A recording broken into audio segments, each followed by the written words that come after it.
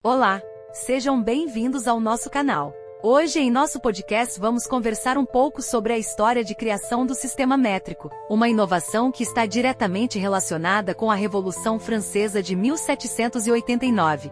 Pode parecer um assunto relativamente banal, mas como afirmou Ken Alder, professor de História da Northwestern University nos Estados Unidos, e autor de A Medida de Todas as Coisas, medir é uma das coisas mais banais e comuns, mas na verdade são as coisas que consideramos corriqueiras que são as mais interessantes e têm histórias controversas. Ficou interessado? Então, fica com a gente que a conversa já vai começar. Bem-vindos a mais uma exploração aqui no nosso espaço. Hoje a gente vai investigar algo que parece tão comum, né? O metro, uma coisa que a gente usa todo dia sem nem pensar. Só que a história por trás dessa unidade de medida é, tudo menos comum. Ela está profundamente ligada a um momento, super transformador e turbulento da história, a Revolução Francesa. Exato. É uma conexão fascinante. Pois é. E a gente tem aqui vários artigos, pesquisas, que ajudam a gente a entender esse processo todo, que foi bem mais complexo do que parece, né? Com certeza. Cheio de idas e vindas. E o nosso objetivo hoje é justamente esse, tentar desvendar como é que essa necessidade de colocar ordem na casa, sabe? Junto com os ideais da revolução, razão, universalidade, igualdade, como isso tudo levou para a criação de um sistema de medidas totalmente novo. Um sistema que já nasceu com essa ambição, né? De romper com a bagunça, com a arbitrariedade das medidas do antigo regime. Isso. Então, vamos começar a desembrulhar isso. Antes da Revolução, como é que era medir as coisas na França? Era realmente esse caos que o pessoal fala? Era assim. E, olha, talvez até pior do que a gente imagina hoje. Pensa assim, centenas de unidades diferentes convivendo. Pés, léguas, varas, alqueires, arrobas. Uma infinidade. Nossa! E não era só ter muita unidade, né? Elas variavam demais de uma região para outra. Às vezes, de uma cidade para a vizinha já mudava tudo. O pé que usavam em Paris não era o mesmo de Lyon, que era diferente do pé napolitano ou do britânico. Que confusão! Total. E muitas dessas medidas eram, completamente arbitrárias, baseadas em tradição local ou, de forma simbólica, ligadas ao corpo do rei, sabe? O famoso pé do rei, por exemplo. Ou então se baseavam em marcos físicos que nem sempre eram estáveis, as tais das toesas, que eram padrões de comprimento. Mas tinha várias. Tinha a toesa do Châtelet, lá em Paris, usada como referência para outras. Era complicado. Entendi. E essa fragmentação toda era um pesadelo, né? Para o comércio, para cobrar imposto, para administrar justiça, para a ciência, para tudo. Imagino. E para os revolucionários, essa confusão era o símbolo perfeito da desordem, da irracionalidade e dos privilégios injustos do antigo regime. Aquilo que eles queriam varrer do mapa, né? Faz todo sentido. Era um sistema que espelhava a própria fragmentação da época. Mas essa vontade de padronizar, de criar algo mais lógico, isso surgiu só ali com a Revolução ou já tinha alguma ideia rolando antes? A ideia não era totalmente nova, não. Especialmente nos meios científicos, né?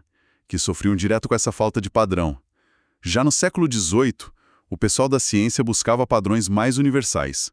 Aí lá por 1760, por exemplo, teve um vigário e cientista, o Gabriel Monton. Ele teve uma ideia interessante, usar uma medida baseada na própria Terra, especificamente no meridiano terrestre. Ele propôs uma unidade que ele chamou de milha, definida a partir de um minuto de arco do meridiano. Curioso, né? É bem perto da nossa milha náutica de hoje. Que legal! Mas qual era o problema? O problema, claro, era medir o tal do meridiano com a precisão que precisava.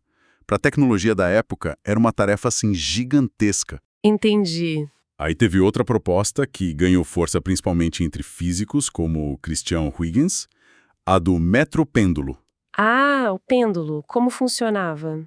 A ideia era definir o comprimento a partir do tamanho de um pêndulo que tivesse um período de oscilação específico. Geralmente 1 segundo para ir de um lado para o outro, sabe? Meia oscilação. Ou 2 segundos para o ciclo completo. Pareceu uma boa ideia, né? Universal. Parecia elegante, né? Universal, ligado ao tempo que eles achavam que era uma constante da natureza. sempre tem um mas. Sempre tem. É que essa ideia também tinha problema. Descobriram que a força da gravidade não é igualzinha em todo lugar da Terra. Ela varia um pouquinho com a latitude. É um pouco mais forte nos polos do que no Equador. Ah, é? Não sabia disso. Pois é. E isso afeta o tempo que o pêndulo leva para balançar. Para tentar resolver, sugeriram fixar uma latitude de referência, tipo o paralelo 45. E quase deu certo. Quase. Essa proposta do metro pêndulo no paralelo 45 chegou bem perto de ser implementada por um ministro reformista do Luís XVI, o Turgot, lá em 1776. Mas assim ele acabou perdendo o cargo antes de conseguir levar adiante. Puxa vida! Então a ideia estava lá, madura, só faltava empurrão político. Como é que a Revolução Francesa entrou e fez a coisa acontecer? Foi justamente o contexto da Revolução que deu o empurrão que faltava. Em 1790, uma figura política importante, o Talleyrand, apresentou essa proposta do metro pêndulo para a Assembleia Nacional Constituinte. E aí? A Assembleia aprovou. E, mais surpreendente, o próprio rei Luís XVI sancionou a lei. Então, num primeiro momento, a França adotou oficialmente o metro pêndulo como padrão. Que reviravolta! E a visão do Talleyrand era bem ambiciosa, sabe? Ele imaginou que esse projeto podia até servir de ponte diplomática. Propôs uma colaboração entre a Academia de Ciências de Paris e a Royal Society de Londres para definir o padrão juntos. Uma colaboração franco-britânica. Que interessante. Nas palavras deles, seria uma forma de promover uma união política operada pelo empreendimento das ciências. Uma visão otimista, né? Com certeza. Mas pelo que eu sei, isso não foi pra frente, né? O que deu errado. Pois é, não rolou. E aí é fascinante ver como as tensões políticas da época bateram direto na ciência. Os britânicos recusaram o convite. Por quê? Bom, eles já tinham o meridiano de referência deles lá em Greenwich, né? Não gostaram muito da ideia de um padrão baseado no paralelo 45 graus, que nem passava pela Grã-Bretanha. Ah, claro. E além disso, a revolução na França estava ficando cada vez mais radical, mais violenta. Isso minou qualquer chance de cooperação científica e diplomática naquele momento tenso. Entendi. Então, sem os ingleses e com o problema da gravidade no pêndulo, o que a Academia de Ciências fez? Desistiu. Desistir não, mas mudaram de rumo. Com esse impasse, a Academia formou uma nova comissão. E era só gente de peso, viu? Bordat, Lagrange, Laplace, Monge, Condorcet. Só craque. Exato. E essa comissão tomou uma decisão fundamental: abandonar a ideia do pêndulo. Consideraram que dependia demais de fatores locais, né? A gravidade. E aí voltaram para a proposta de basear a medida no próprio planeta Terra, no meridiano, como o Moulton tinha sugerido lá atrás. Voltaram para o meridiano e teve mais alguma coisa. Sim. Junto com isso, tomaram outra decisão igualmente revolucionária. Em outubro de 1790, todo o sistema novo de pesos, medidas e até a moeda seria baseado no princípio decimal. Ah, o sistema decimal. Isso facilitou muito, né? Demais. Para calcular, para o uso no dia a dia, uma simplificação enorme. E, finalmente, em março de 1791, a Assembleia Nacional aprovou a nova definição. O metro seria a 10ª parte da distância do Polo Norte ao Equador, medida pelo arco do meridiano que passava por Paris. Uau! Voltar ao meridiano, decimal, e essa definição tinha um simbolismo muito forte, né? Nossa, muito forte. Era uma declaração poderosa. A medida vinha da Terra, um padrão natural, nada de arbitrário, como eles diziam nos documentos, e aplicável a todos os povos do globo. Rompendo com o passado. Exatamente. Rompia simbolicamente com o pé do rei, com as medidas locais arbitrárias. Abraçava os ideais do iluminismo. Razão, natureza, universalidade. Era a ciência a serviço de um projeto de transformação social e política profunda. É aqui que a história fica realmente incrível, quase coisa de filme. Para transformar essa definição bonita no papel em algo real, concreto, eles precisavam medir esse arco do meridiano. E com uma precisão nunca vista antes. Como eles fizeram isso? Pois é, aí começou uma verdadeira saga científica. Uma missão que durou anos, feita em condições assim extremamente difíceis. 2 astrônomos foram os encarregados principais. Jean-Baptiste Delambre ia medir a parte norte do meridiano, lá de Dunkerque, na costa, até a cidade de Rodez, no sul. E o outro? E o Pierre Méchain ficou com a parte sul, de Rodez até Barcelona, lá na Espanha. Eles começaram os trabalhos em 1792. E qual método eles usaram? Usaram a triangulação geodésica. Era uma técnica que já existia, que já tinha sido usada por cientistas como Jean Picard e a família Cassini para mapear a França. Basicamente, você mede uma linha de base no chão com extrema precisão. Uma linha reta. Isso, uma linha reta, a base. E a partir daí, você mede os ângulos entre essa base e pontos distantes e altos, tipo torres de igreja, cumes de montanha. Com esses ângulos, dá para calcular as distâncias e criar uma cadeia de triângulos que cobre todo o território que você quer medir. Entende, tipo uma teia de triângulos. Exato. Só que a comissão decidiu que não dava para usar as medições antigas. Tinha que refazer tudo, com instrumentos mais precisos e o máximo rigor possível. E eles começaram essa missão super delicada justamente quando a Revolução entrava na fase mais radical, o chamado período do terror. Isso deve ter sido um perigo absurdo. Quais foram as dificuldades? Foram imensas. De todo tipo. Primeiro, tinha uma suspeita geral contra qualquer um que viesse de Paris, né? Ainda mais cientistas com aqueles instrumentos estranhos. Imagina o pessoal olhando torto. Totalmente. A população local, muitos camponeses assustados com as reviravoltas políticas, a guerra, viam o Delambre e o Méchain como espiões contra-revolucionários ou até agentes do rei tentando restaurar a monarquia. Até porque as ordens de missão originais deles eram assinadas pelo Luís XVI, né? Nossa, que situação! Os instrumentos científicos, teodolitos, círculos repetidores, eram vistos como máquinas infernais. Até os panos brancos que eles usavam para sinalizar os pontos de triangulação lá no alto das torres e colinas podiam dar problema. O pessoal interpretava como símbolo da monarquia, porque o branco era a cor dos Bourbon. Que complicado. Conseguir acesso aos pontos, como os campanários das igrejas, também nem sempre era fácil. O Delambre passou um perrengue em Montlhéry. Ele precisava de um marco preciso lá no topo da torre, mandou construir uma estrutura de madeira. E aí? A população local, irritada, desconfiada, derrubou a estrutura no mesmo dia. A prefeitura mandou refazer e derrubaram de novo. Foi uma luta. Caramba! E tiveram uns incidentes que mostram bem o clima da época. Em Paris, o ponto de referência sul era o Panteão. O astrônomo Lalande tinha que acender um lampião lá na noite de 10 de agosto de 1792 para o Delambre fazer uma observação. Ei! Mas esse foi exatamente o dia da insurreição que derrubou a monarquia, que invadiu as Tulherias. O Lalande nem conseguiu chegar no Panteão por causa do tumulto.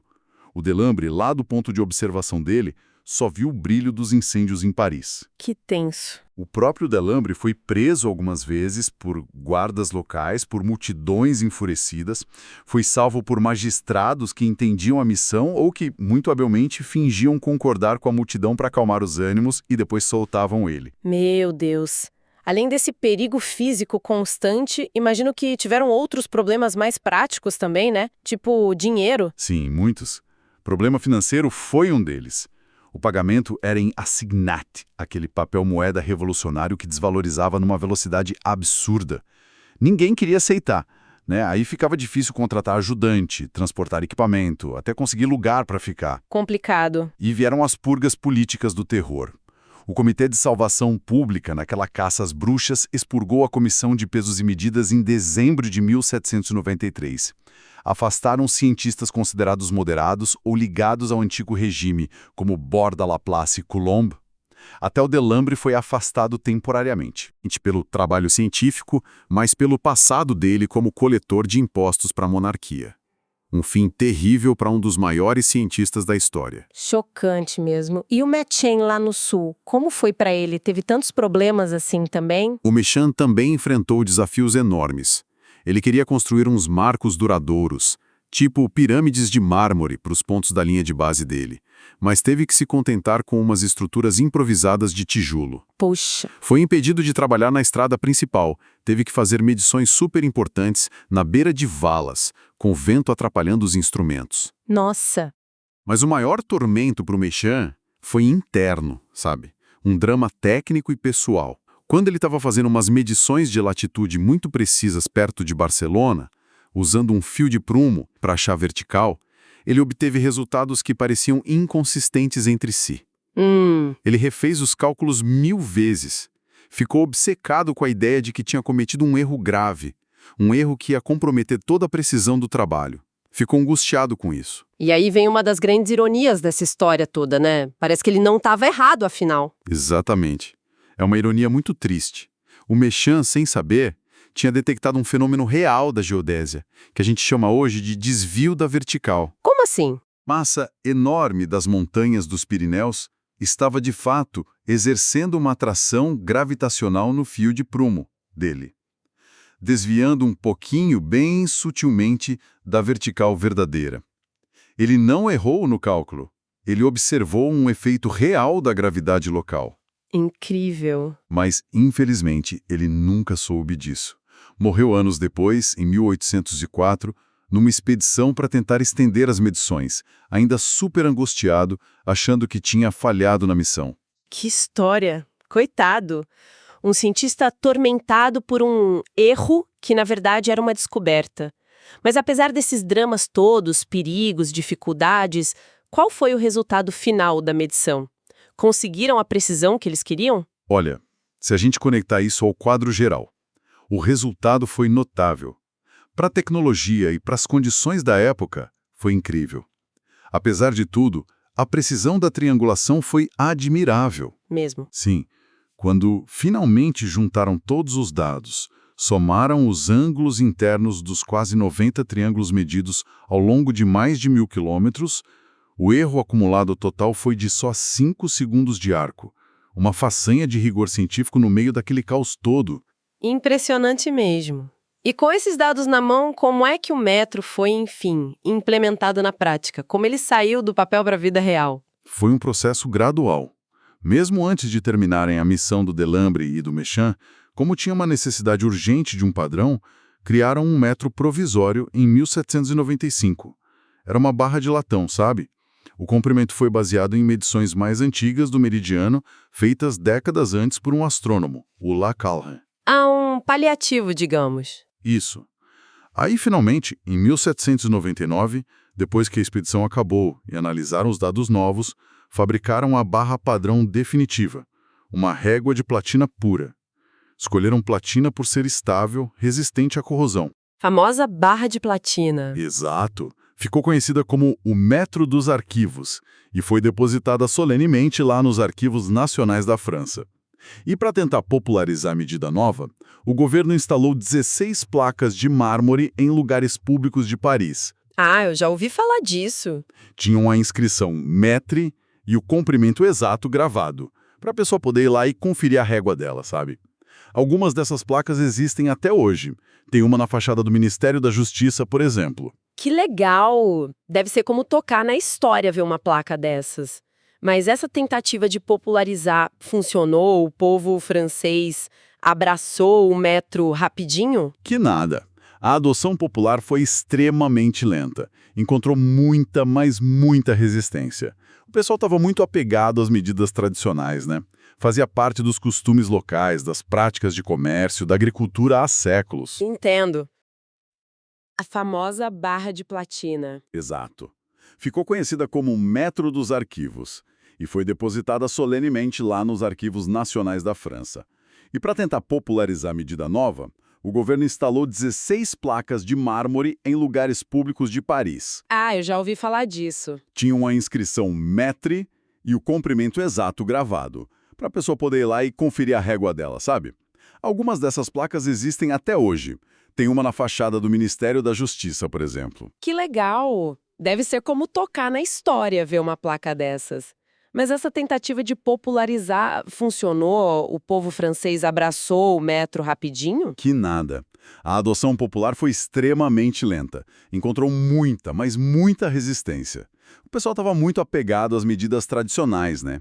Fazia parte dos costumes locais, das práticas de comércio, da agricultura há séculos. Entendo. O sistema métrico, com aqueles nomes abstratos metro, litro, quilograma e a base decimal, parecia estranho, imposto de cima para baixo.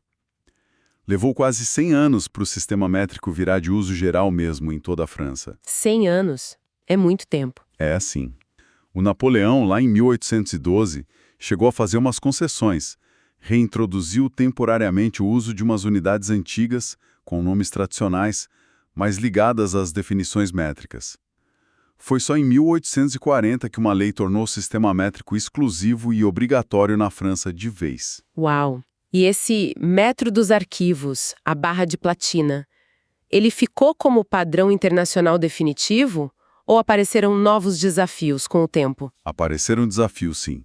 Conforme as técnicas de medir a Terra ficaram mais precisas, no século XIX, os cientistas descobriram que o metro dos arquivos era, na verdade, um pouquinho mais curto, tipo uns 0,35 milímetros, do que a definição original lá do meridiano. Sério? Que irônico. Muito irônico. E olha só, as medições mais antigas do locale, aquelas usadas para o metro provisório, pareciam estar mais perto do valor teórico. Que coisa. Pois é, essa pequena diferença mais significativa, né? Junto com a necessidade cada vez maior de um padrão de medida unificado, confiável, para a ciência, para a indústria, para o comércio internacional, isso levou ao movimento para criar um novo padrão global. Ah, a busca por um padrão internacional. Exato. Em 1867, teve uma conferência da Associação Geodésica Internacional que recomendou criar um novo protótipo internacional do metro e um órgão permanente para cuidar dos padrões de medida. E isso deu certo. Deu super certo. Culminou na assinatura da Convenção do Metro em 1875, um tratado diplomático fundamental que estabeleceu as bases para a cooperação internacional em metrologia, que é a ciência da medição. E aí nasceu o BPM. Exatamente. A convenção criou o Bureau Internacional de Pesos e Medidas, o BPM, a sigla vem do francês, Bureau International de Poids et Mesures. É um laboratório internacional que fica em Sèvres, perto de Paris, num lugar considerado território neutro, o pavilhão de Betheuil. Ah, o BPM. Uma instituição super importante para a ciência até hoje, né? E foi lá que nasceu o sucessor do metro dos arquivos. Lá mesmo. Em 1889, depois de anos de trabalho, o BPM apresentou o novo padrão internacional, o protótipo internacional do metro, que muita gente chama de metro de Betheuil. Era uma barra feita de uma liga superestável de platina 90% e irídio 10%. Platina, irídio? Isso. E tinha um formato inovador, uma seção transversal em X, que foi projetada por um cara chamado Henri Tresca, para minimizar a flexão e maximizar a rigidez da barra. Bem pensado. E aqui vem o ponto crucial. A definição do metro mudou de novo. Passou a ser definido como a distância entre dois tracinhos finos gravados perto das pontas dessa barra específica, quando ela está a 0 graus Celsius e sob pressão normal. Ah, então não era mais sobre o meridiano. Não mais. E o comprimento dessa distância foi feito para copiar o mais fielmente possível o comprimento do antigo metro dos arquivos. Ou seja, aquela ligação conceitual direta com o meridiano terrestre foi oficialmente abandonada. O metro passou a ser definido por um objeto físico, um artefato, que todo mundo concordou em usar. Interessante essa mudança. Por que eles decidiram abandonar a ligação com a medida da Terra? Que tinha sido a grande ideia revolucionária lá no começo. Olhando para trás, foi uma decisão muito prática e muito sábia. Porque conforme a geodésia e a geofísica avançaram, o pessoal percebeu que a Terra não é um padrão tão estável e imutável assim, como os revolucionários imaginavam. Como assim a Terra não é estável? O eixo de rotação da Terra balança um pouquinho, sabe? Tem a tal da oscilação de Chandler, os polos geográficos se movem alguns metros ao longo do tempo. Até o formato e o raio do planeta podem ter pequenas variações por causa de processos geológicos. Nossa, não tinha ideia disso. Pois é. Aquele padrão natural baseado no planeta, que parecia tão absoluto, tão universal, se revelou ele mesmo sujeito a mudanças.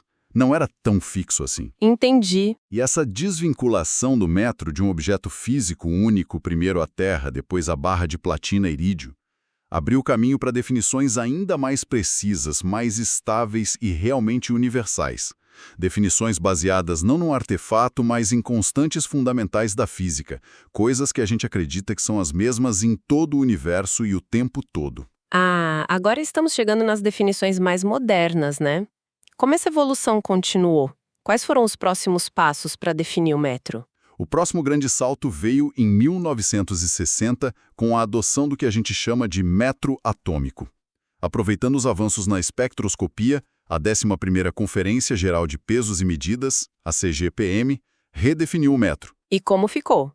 Ficou definido como sendo igual a 1.650.763,73 vezes o comprimento de onda no vácuo de uma radiação específica, uma luz laranja-avermelhada, que é emitida por átomos do isótopo criptônio-86, durante uma transição eletrônica específica. Uau, bem técnico. Bastante. Mas essa definição era umas 100 vezes mais precisa que a da barra de platina e irídio, e tinha uma vantagem enorme. Podia ser realizada em laboratórios de metrologia em qualquer lugar do mundo. Não precisava mais ir lá em Sèvres comparar com um protótipo. Ah, isso facilitou muito. Demais. E foi nessa época também, em 1960, que o Sistema Internacional de Unidades, o SI, que a gente usa hoje, foi formalmente estabelecido, com as 7 unidades de base: metro, quilograma, segundo, ampere, Kelvin, mol e candela. O SI que a gente aprende na escola. Esse mesmo. Mas a busca por precisão não parou aí, né? Perceberam que a velocidade da luz no vácuo, que a gente chama de C, é uma constante fundamental da natureza ainda mais estável. A velocidade da luz? Isso. E, ao mesmo tempo, a definição do segundo também evoluiu. Deixou de ser baseada na rotação da Terra, que também não é perfeitamente regular, e passou a ser definida, desde 1967, pela frequência de uma transição superfina específica no átomo de Césio-133. O famoso segundo atômico. Exato. O segundo atômico, que a gente consegue medir hoje com uma precisão absurda usando relógios atômicos. E como isso levou à definição atual do metro? Essa precisão toda na medida do tempo permitiu a definição atual do metro, que foi adotada pela 17ª CGPM em 1983 e formalizada em 1986, o metro-luz. Metro-luz. Como é essa definição? Hoje, o metro é definido como a distância que a luz percorre no vácuo, durante o intervalo de tempo de 1 dividido por 299.792.458 de 1 segundo. Entendi. Em outras palavras, a gente fixou o valor numérico da velocidade da luz no vácuo e usa a nossa melhor medida de tempo, que é o segundo atômico, para definir o comprimento. Que jornada incrível. É muito curioso pensar como as coisas deram uma volta completa, né? Lá no início, rejeitaram a ideia do metro pêndulo porque dependia da medida do tempo, do segundo, que achavam que podia variar ou ser difícil de padronizar. Exato. E agora a nossa definição mais precisa, mais fundamental do metro, depende diretamente da definição do segundo atômico, que é a unidade que a gente consegue medir com a maior precisão possível hoje. Engraçado, né? É uma bela ironia da história da ciência, sem dúvida. Então, depois dessa exploração toda, o que a gente pode tirar dessa história? Qual o significado de toda essa saga, desde aquele caos pré-revolucionário até o metro-luz de hoje? Olha, o legado mais óbvio, mais prático, é, sem dúvida, o Sistema Internacional de Unidades, o SI. Ele é o herdeiro direto daquele esforço lá da Revolução Francesa para criar um sistema de medidas que fosse lógico, né, decimal, coerente e universal. E que hoje é usado no mundo todo, praticamente. Exato. Hoje, o SI é a linguagem padrão da ciência, da tecnologia, da indústria, de boa parte do comércio global. Facilita a comunicação, a colaboração no planeta inteiro. Aquele ideal de universalidade sonhada pelos revolucionários, de certa forma se concretizou nesse sistema. Verdade. Mas talvez fique também uma reflexão final um pouco mais filosófica. Aquela busca inicial por um padrão de medida que fosse totalmente racional, natural, livre da arbitrariedade humana, isso levou os revolucionários a ancorar o metro na própria Terra. Sim, na natureza. Só que a investigação científica mais profunda mostrou que a própria natureza, o próprio planeta, tem suas complexidades, suas instabilidades, seus desvios, como vimos no caso do Mechan. É verdade. Isso forçou a ciência a recuar dessa referência terrestre e buscar a estabilidade em constantes físicas fundamentais, tipo as propriedades dos átomos, a velocidade da luz. Faz sentido. Só que, mesmo essas definições supermodernas dependem de fenômenos que nós escolhemos observar e medir, tipo a transição do Césio 133, e de constantes cujo valor numérico nós fixamos por convenção, como a velocidade da luz. Interessante esse ponto. Então fica a pergunta no ar. Será que a ideia de um padrão de medida que seja verdadeiramente absoluto, totalmente independente da nossa perspectiva, da nossa escolha, da nossa convenção, será que isso é realmente alcançável? Ou será que é mais um ideal? Ou será que continua sendo mais um ideal que nos guia, sabe? Uma busca filosófica e científica constante, mais do que uma realidade que a gente possa atingir plenamente.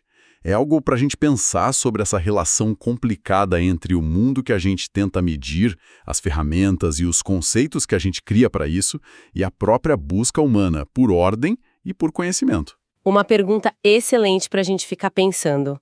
A história do metro mostra para a gente que medir o mundo é também uma forma de entender o nosso lugar nele e os limites do nosso próprio conhecimento. Uma jornada realmente fascinante, da Revolução Francesa até os limites da física moderna. Interessante, não é? Espero que tenham gostado da nossa conversa de hoje. E antes de encerrarmos, alguns pedidos para ajudar nosso canal. Primeiro, deixe seu comentário pra gente, isso é muito importante. E se ainda não for inscrito em nosso canal, faça a sua inscrição e não deixe de compartilhar esse conteúdo com seus amigos. Obrigado e até a próxima. Tchau!